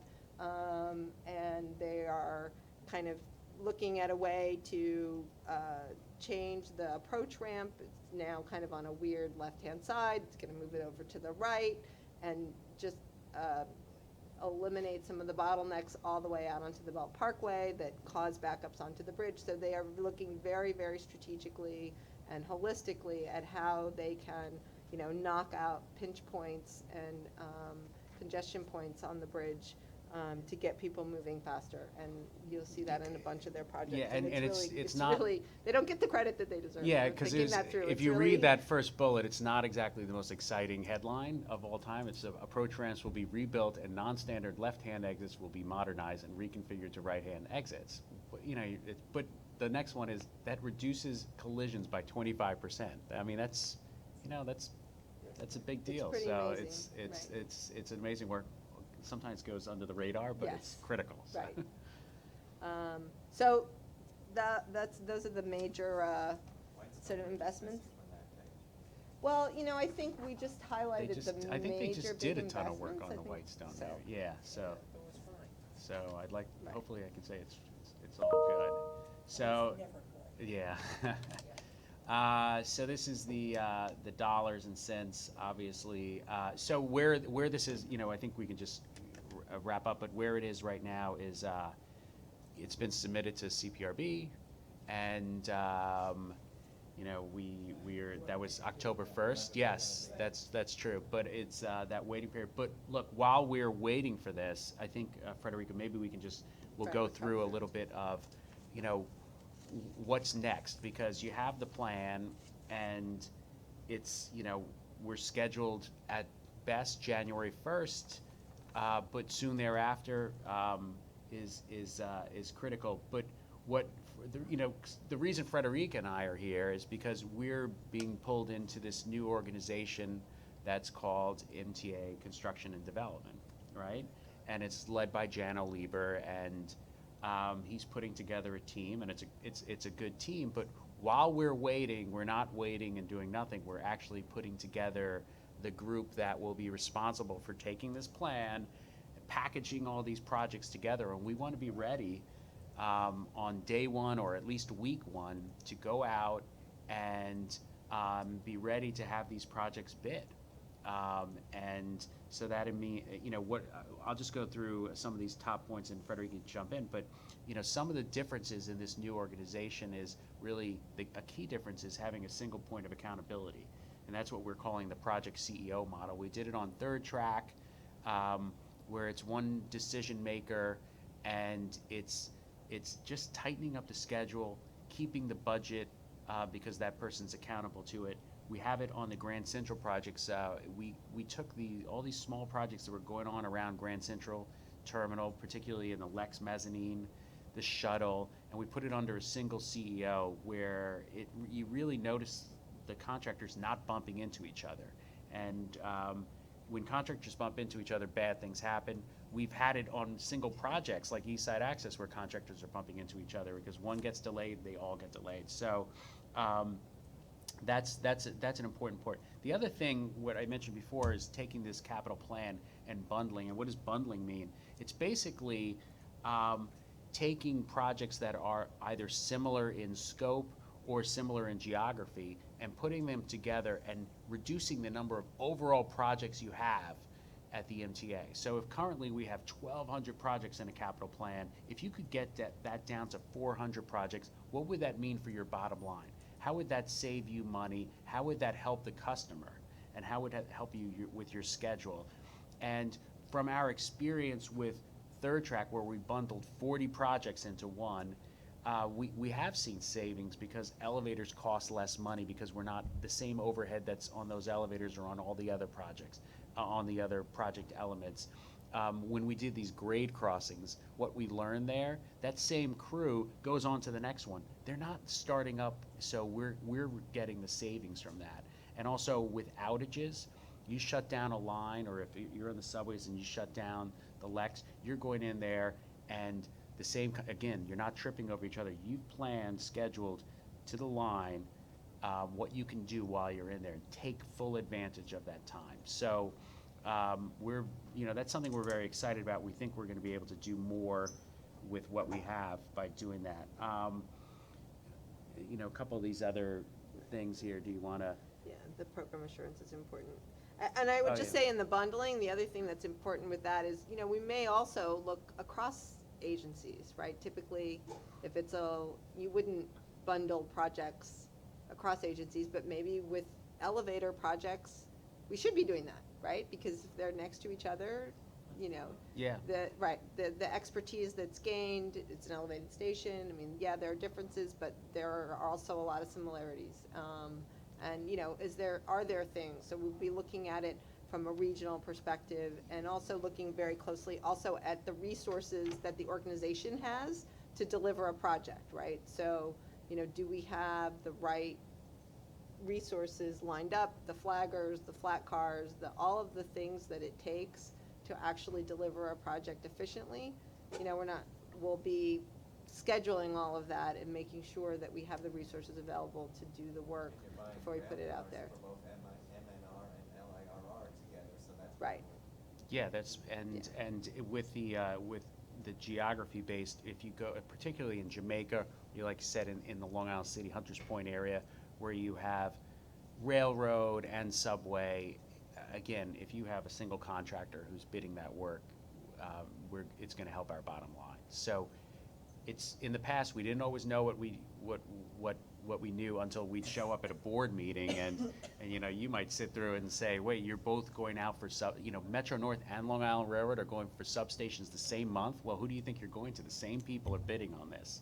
You're competing against each other, or you're in an area competing for the same parking area, the same staging areas. So that's a thing of the past, and so I think that's. Do we have anything else? Do you want to add to that, or? I mean, I think we're just also out of the cost containment, you know, leveraging a lot of those things, all of the project monitoring and the techniques that people are seeing on the Long Island expansion project. We're going to be, you know, applying those and figuring out how to use all of those tools, you know, to apply to more projects. So. Sure, questions? Who wants to be the? Hey, I get to go first. So I was, I'm going to reference the East Side rezoning, because I think that's a great model. And look at value capture, particularly along Second Avenue subway. And one of the clip articles a couple weeks ago talked about real estate values shooting up along SAS 2, and how anxious people are.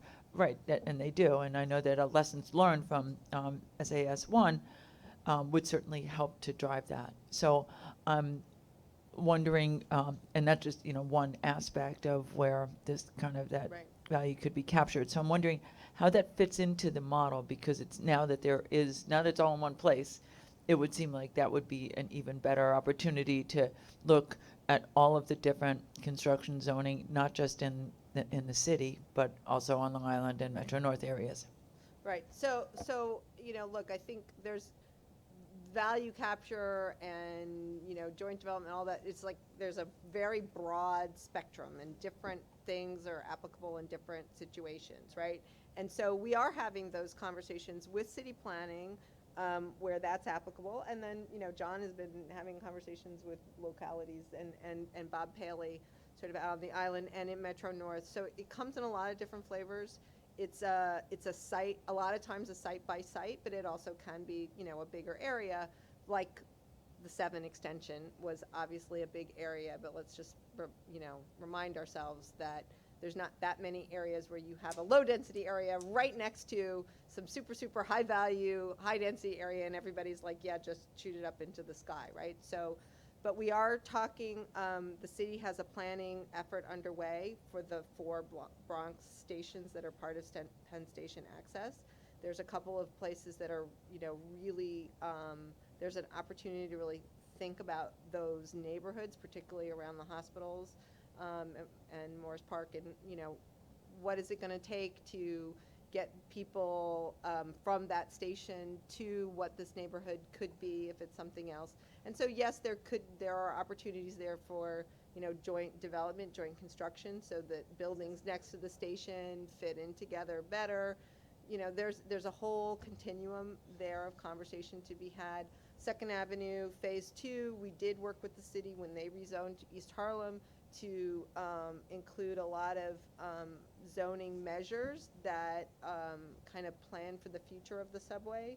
And we actually got pieces of that into the East Midtown rezoning as well, that allow for bigger easements and better configurations of buildings that touch the stations. We got increased height allowances and the opportunities for the buildings that are, really abut the stations in the zones. So it's about kind of thinking with the regional planning organization, wherever they are, to really think about what's going to come, what could be, and how do we think 20 years out about all of the pieces that, could come together. So Yeah, so one of the fundamental, sort of chicken and egg issue with value capture is if you're out there saying, we're going to do this project and here are our plans and we're about to put the shovel in the ground, by the way, would you like to contribute money? It's a little late in the game. So it's, yeah, Right. yes. So, yeah, so there's got to be some sort, yeah, there's got to be something that, that helps with the timing of that. And one of the things that we're doing, what Frederica's doing in the planning area is to have an evaluation of these projects prior to where it's in a plan, where it's funded, and you sort of identify what are the possibilities, what are the likelihoods, what's the sort of zoning that maybe we could ask for. And I think that, that's where you're going to appreciate pulling back some of the value. I'll give you an example. One of the projects we have on Long Island, which is a new Yaphank station. It's it's a small little station way out. It's called Yaphank today, but Right after Ronkonkoma. yeah. And so, but the interesting thing about it is there was funding in the capital plan to build a new station. But as we did the study of it, we said, well, let's see. We don't know where the station has to be specifically. So let's see if we go out to the county and the town is in charge of zoning. If we go out there and say, it's a little bit of a competition here. We might put it here, but maybe we don't put it there. How badly do you want it there? And so the railroad has engaged the town and the county, and it's not so much like a bidding war, but they're at least interested in, they're not going to say, they've come to us with some solutions. They're looking at some rezonings that will help us pay for it. And certainly if we were to ever electrify, it would have to come, we've made it clear that it would have to come through some sort of value capture. So it's very important to hold back our cards a little bit when it comes to these things so that we can really appreciate the most contribution. I mean, I know people who drive from Greenport to Ronkonkoma. Yes. To take the train. Yeah. And it's electrical light, it's a one-two road. Three things, not proposals, but things to have in mind as you proceed, just things to touch on. One is, you talked about depots, the possibility of having some kind of depot up in up in the Bronx somewhere to alleviate all the bus traffic that has to come all the way down to Port Authority. It's also much faster for the people to be able to get out and take the subway from instead of having to do all of that. Another one is the Long Island Railroad, considering somehow the possibility of running it in the far out in the the Hamptons, running it like a subway back and forth all day, as long as you have the tracks there. And the third thing is parking for commuter rail. Now it's so spread out. I mean, in a place like Southeast, you have to walk a half a mile to your car. The possibility of parking garages or extending the parking and improving it. Right. So actually, just to jump on the parking garage and value capture conversation, because those two things kind of in some ways really go together, right? You have towns with lots of parking all around them. A structured parking lot garage is expensive. Yeah. It's a costly item. So you want to do that in a way where that cost is maybe shared with somebody or else, privatized. with a developer, like was done in Harrison, where we contributed some of the land, they built the garage, they have rights, we have, rights to those spaces, but there is a shared contribution because it's an expensive thing to build a parking garage, and if it's not going to get used a lot, and it, the benefits are going It's a chicken and egg thing too. Yeah. Yeah, so I would just jump, I get the Bronx Depot. the railroad shut. I think they've looked at that, and it has something to do with the the amount of equipment they have available. But it's certainly, I think there's, that's something they have explored, and I think they do it to some degree. And then to expand on what Frederica said about commuter parking, yeah, structured, it's better. And the idea that what we're trying to explore, and we're doing this in Hicksville, where we're basically saying, you have 4 lots, we'll build on one of your lots is structured parking, but the other 3 lots, we want TOD. So, so it's basically consolidating into one place, but let's grow our ridership, let's grow your tax base, and let's have those pay for the parking. So that's the model. But the other thing you got to always remember in some of these commuter lots, as Frederica was saying, the way you manage them, you have to have some sort of pricing that will incentivize people to ride share, will incentivize people to do drop-offs or have busing. Because if you have, look, you hate to say, take away free, because everybody wants free, but it's not free. Somebody's paying for that. Somebody's going in there and shoveling it in the wintertime, and the person buying a ticket on the railroad is paying for that railroad guy to go in and shovel for this free lot. So how do we incentivize people to use less parking? And you have to have, there's probably a sweet spot on the management. It might be a little bit of money. Yeah. Yeah, exactly. Well, on Long Island, it's not all pay. It's it's some free, and so there's a balance that we have to. Yeah. Well, that's the other thing. Because it's free, people are rushing there in the morning. And then people are going to places that are nowhere near their home to get to the free lot. There's one in Maryland Avenue in Garden City that people drive from far because they want to go to a place where the ticket is cheaper, for the railroad, and they don't have to pay for the lot. So you're basically putting cars on the road. You're creating Yeah, residential only. So it's something that has to be fixed, but it's politically, a minefield. So we'll try. Ellen actually had a question that was in this same topic, so let's let her ask it then. Microphone, please. Chris. All right, with East Side Access coming online and congestion pricing coming online, parking does become that much more important further out. So Metro North, when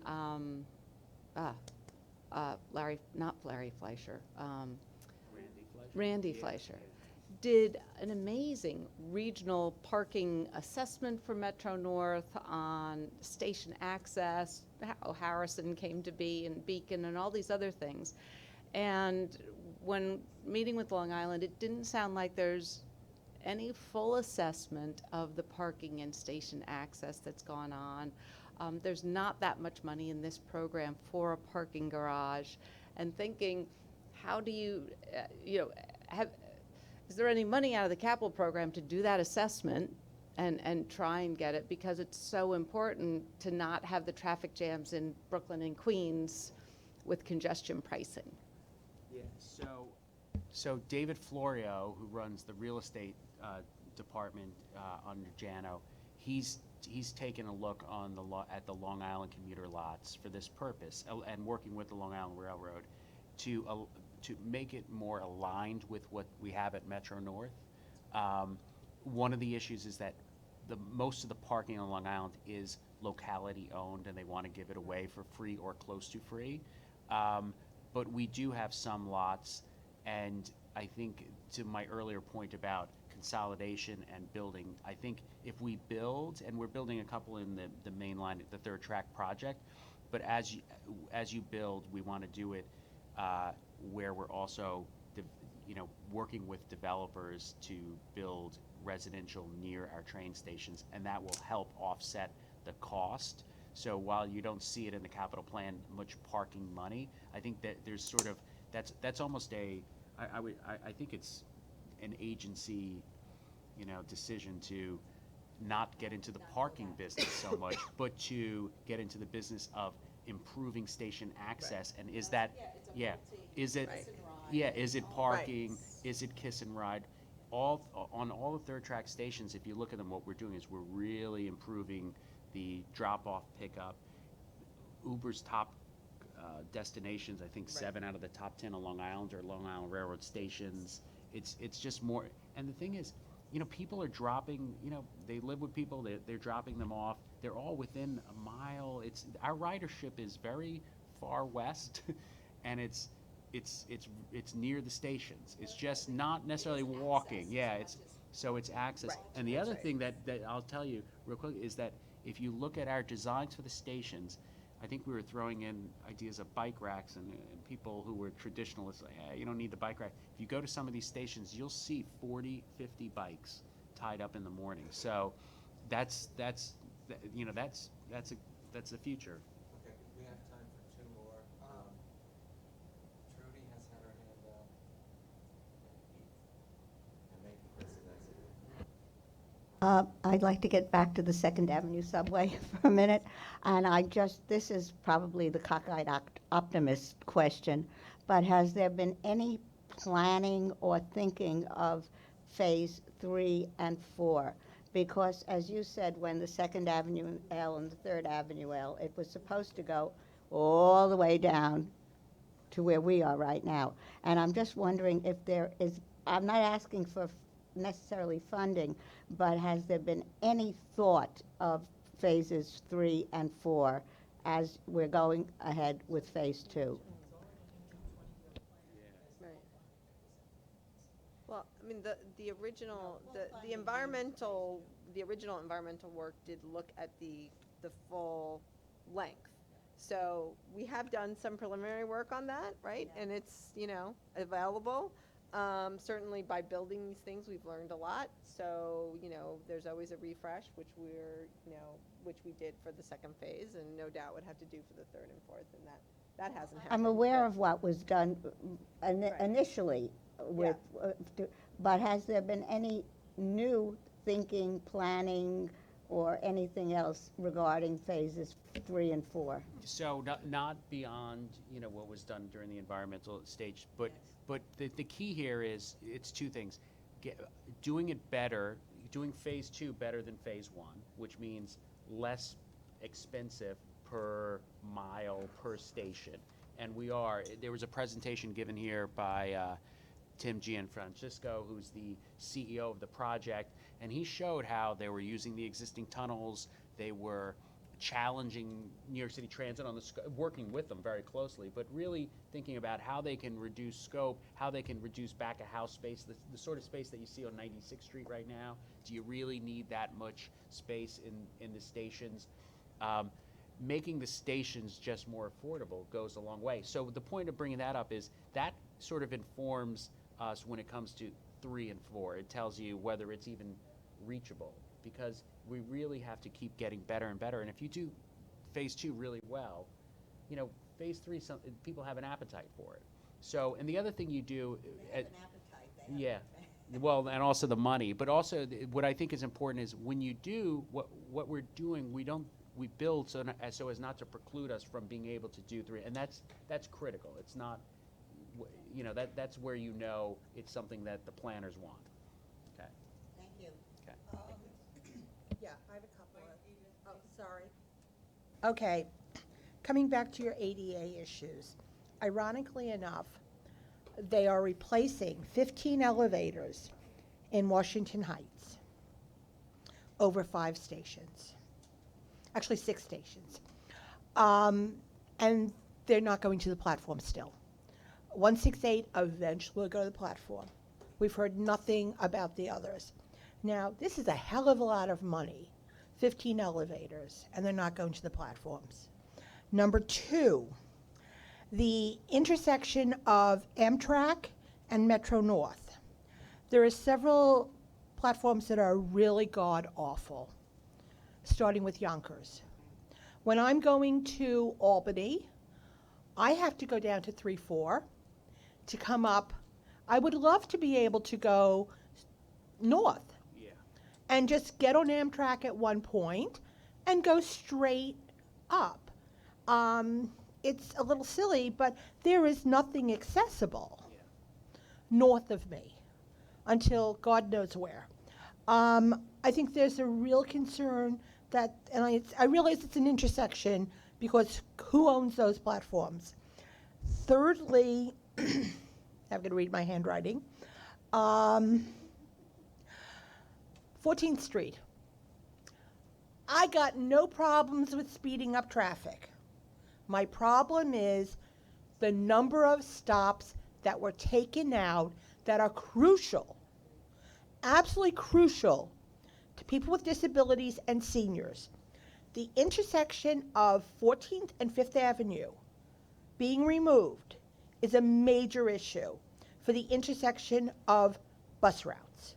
Similarly, you go over to Sydney at Broadway and 14th Street, also gone. It's great to speed up traffic. Hell, if you got rid of all passengers, you could really speed up traffic. It's a tremendous problem, and it really is impacting financially, because if you're driving these people out of buses, where are they going? They're going to Accessoride, and that's a hell of a bigger cost than having a bus stop. Yeah, I, on the bus, I mean, look, we've seen growth, right, in since they've changed 14th Street, but we'll take, I'll. That's, you know, I mean, similarly, it's great. Excuse me. Similarly, when you reorganize other things, you're cutting out intersections. You've got to deal with the fact that these buses do not accommodate the number of walkers you're getting at this point. This is a major issue. It's all great and, you know, build and build. The other issue, the last question I have is returning service into excessed train tracks. Wading River, what was formerly a passenger and million years ago is a freight line. The Bay Ridge discussion, etc. We need to look at those as well. It may be 20 years down the road, but you have all of these people, Wading River, driving to Ronkonkoma. Hell, Yaphank would be a hell of a lot better. So I'll just jump. So the good, what you'll be happy to hear is that Jano Lieber, who's working on this, and Pat Foy and others, that we've talked a lot about the use of existing right of way for expansion. That, you know, there's so much of that, whether it's Bay Ridge, out on Long Island, up north, that we need to explore. Tunneling through, you know, hundreds of feet below ground might not be the answer for expansion. So that's something that's on our radar, and it's something that's going through Frederica's shop, starting immediately. Yep. Yes. Yep. Yes. Yep. Exactly. In use, Bay Ridge, you Yep. Yeah. We're going to be very bold in that area. That's what. Yeah. Yeah. Yeah, my question is, as you mentioned in your capital, I've been reading right from here, from my capital, from there. When you get rid of a lot of the old buses, you know, like right now we have, are you guys going to be trying to use some of those buses to turn into sometimes like the reduced fare MetroCard? Because right now you have two there already existing, but it may be good to use them for increasing the reduced fare, make them like those vehicles, or sometimes not just reduced fares, but say like you want to do a exhibit, like, you know, they do the redesign, you have those little pop-up things, but it's another way of saving a little bit of money off those buses. Exactly, Okay. and thank you, Lisa. We'll take that back to buses. And the last question is, you mentioned about, as Andrew has mentioned, about Atlantic Ticket. Queens Village, which I do use a lot because I go to the Bernard Fine Center, that station is very high up because it's been used for staff who will go to the Bernard Fine Center, that's the other developmental center in Queens, and they have used the Atlantic Ticket. And I am, as Edith and I are both on the Long Island Railroad 88 Task Force, that station is the most easiest station, is accessible there.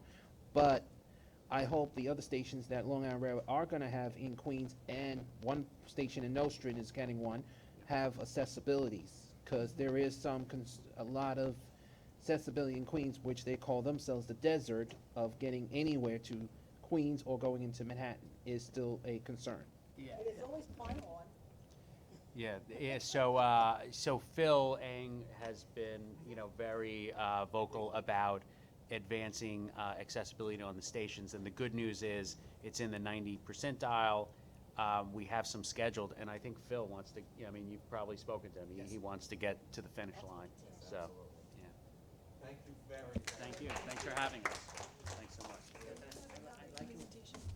Yeah, it's, yes, We're looking forward to a lot of these things. Thank you Yes. so much, and thanks, everybody. excellent.